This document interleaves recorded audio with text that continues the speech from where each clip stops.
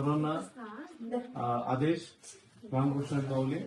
सर्वांनी फक्त एकच मंत्र बोलायचं. मी म्हणेन ते मला ओम नमो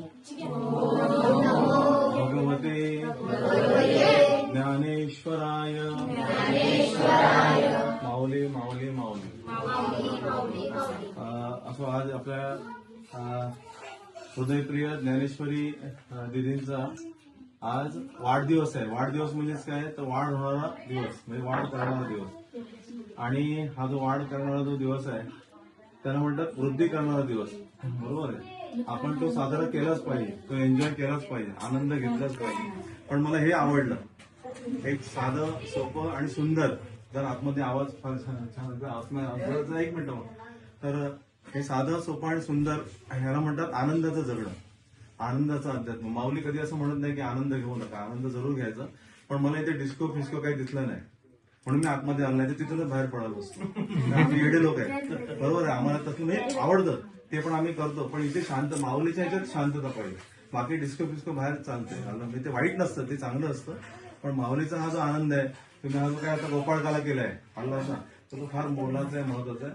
आम्ही एक आशीर्वाद घेऊन आलो. ते आशीर्वाद आहे आपल्या चरोली गावातल्या अमृतालय. तुम्ही नाव ऐकलं की जिथे भजी खायला लांबून लांबून पुण्यापासून लोक येतात. आणि ते जे ठिकाण आहे ते आम्हाला दाखवलं हनुमंत काका. आणि हनुमंत काका आणि आपले आपलं हे केदार काका यांनी ते ठिकाण दाखवलं आम्हाला. ते म्हटलं नाही जरूर आपण जाऊ. आणि मला थोडं गावातलं जास्त आवडतं म्हणून मी ते आमच्या रिक्षा वळल्या. आणि मग त्यांनी बिचारणी दुपारच्या उन्हात आम्हाला बरोबर ते घेऊन तिकडे गेले आणि आनंद घेतला. आज आम्ही तिकडे गेलो कारण मला तिथली वाडा संस्कृती आवडते, गाव आवडतं मला. ते सिटी बिटी आणि चमचमपेक्षा ते आवडतं म्हणून मी खास काही नाही घेतलं आणि खास तिकडे गेलो. बऱ्याच ठिकाणी माझ्या भेटी होत्या, मीटिंग होत्या, तिथे गेलो. खूप आनंद झाला त्यांना. पण तिथे आजी आहेत, त्या दुकानाच्या मालकीन, आजी मूळ मालकीन आणि त्यांचे सासरे. त्या कुटुंबातला एक आदरभाव मला ऐकायला मिळाला, खूप चांगलं होतं. तर ते म्हणले की नाही पहिले आमच्या कोणाचा फोटो काढू नका, त्यांचा फोटो काढा. म्हणजे जे सासरे बुवा त्यांच्याकडे 4 महिन्यापूर्वी ते माऊलींकडे त्यांचं निवर्तन झालं. पण ते कैलासवासी नसतं, असे लोक कैलासवासी नसतात, ते लक्षात ठेवा. म्हणजे माझ्या अपोज तुम्ही जाल, मला असं कधी आवडत नाही स्वर्गवासी लिहिणं, कैलासवासी लिहिणं. कोणासाठी आवडतं की जो समाजाला जड झालाय, अहो हे पिढा गाव देईल जाईल, मग त्याच्याच पुढे लिहायचं स्वर्गवासी, कैलासवासी. जे समाजासाठी जगले ते कधी कैलासवासी होत नाहीत, कारण ते लोकांच्या हृदयात राहतात. आलं ना. मी तुम्हाला असा प्रश्न विचारला की 400 वर्षापूर्वी तुमच्या आजा पंजाचं नाव काय ते सांगा, किती जणांचे हात पुरे होते? 500 वर्षापूर्वीच्या तुझ्या आजा पंजाचं नाव सांग. कारण का त्यांनी कर्तृत्व केलं असेल पण ते माऊली एवढं मोठं नसेल. आज माऊलींनी जे कर्तृत्व केलं नाही ना ते जगावरचे अनंत उपकार आहेत. म्हणून 750 वर्ष हा ग्रँड आहे. आला का. 750 वर्षापूर्वीच्या आपल्या आजा पंजाचं नाव नाही माहिती, पण 350 वर्षापूर्वीच्या शिवछत्रपती माऊलींचं आपल्याला नाव माहिती. कारण इतिहास हा घडवला. जिथे सोन्याचा चमचा घेऊन महाराज नांदले असते, मस्त सुखात राहिले असते, तिथे स्वतःचा मुलगा त्यांनी अर्पण केलाय आपल्या महाराष्ट्रासाठी, भारतासाठी, जगासाठी. आला. म्हणजे शिवछत्रपती जसं माऊली आपले शिवाजीराजे माऊली आहेत तसेच संभाजीराजे माऊली आहेत, ते अर्पण झालेत आपल्यासाठी. मी तुम्हाला विनंती करेन की एक भक्तीचा संगम आहे माऊलीकडे आणि शक्तीचा संगम आहे तुळापूर किंवा वडू या गावात. जरूर तुम्ही, माझी विनंती राहील, वर्षभरात किंवा 5 वर्षात जाऊन भेट द्या. कारण का तिथे हजारो किलोमीटरवरून लोक येत आहेत आणि तिथे दर्शन घेत आहेत, वागतायत, झोपतायत आणि माऊलींना त्यांचे आशीर्वाद देतात. त्याच्यानंतर महेश दादांनी, मी पक्ष म्हणून नाव घेत नाही कोणाचं, मला काही ते पडलेलं नाही, तर महेश दादांनी आज जागतिक स्मारक उभं केलंय. आलं ना. तिथे जरूर जाऊन झुकायला लावा आपल्या मुलांना, म्हणजे मुलं कधी बिघडणार नाहीत. मी गॅरंटी लिहून देतो. मुलं कधी बिघडणार, माऊली घडवण्याचं कार्य करेल. पण झुकल्याशिवाय नाही होत ना ते.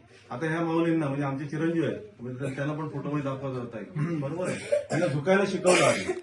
त्यांना म्हटलं आधी झुकायचं. आलं ना.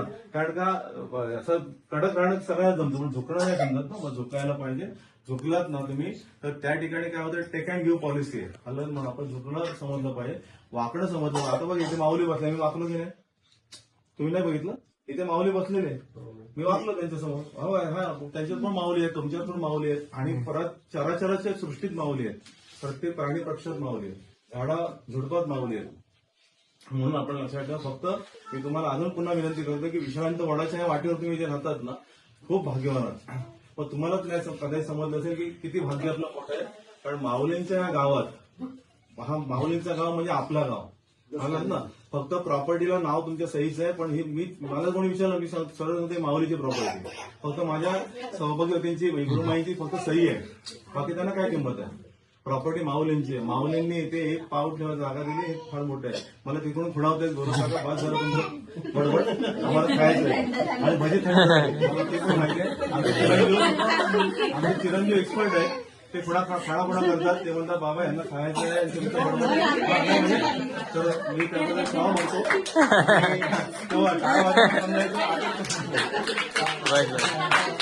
टाळ्या वाजल्या म्हणजे समजायचं असतं. मोठे मोठे वक्त्यांचे कसं आहे, मोठ्या मोठ्या लोकांबरोबर मी राहिलो मी ते त्यांना आवडलं म्हणून वाजवलं. प्रतिभाताईंचे आनंद उत्तर आहे. म्हणजे काय काय लोक कंटाळा वाजवला मी ह्याचं थांबवा आणि असं असतं. पण काही तशा नाहीत. मग काहींना आनंद वाटला, त्यांना आवडलं आणि म्हणून त्यांनी वाजवले. थोडंसं हास्य विनोद करावं लागतं ना. पण काही आमच्या ग्रेट आहेत, त्या साक्षात प्रतिभावंत आहेत. आणि इथे कविता बरं त्यांना मी विनंती करेन, हे खाऊ खाऊ होता होता एक गावडन व्हावी, फक्त एकच, त्याच्या पुढे नको, कारण का मग परत ते थांबवून ठेवतील. आवाज पण सुंदर आहे, हृदयातला आवाज आहे. तर त्या आतमध्ये असावेत, काहीतरी कामात असतील, पण त्यांच्यापर्यंत आबांचा निरोप जाईल. आणि आबांनी आणि मिळून त्यांनी जर जुगलबंदी केली तर आनंद एकच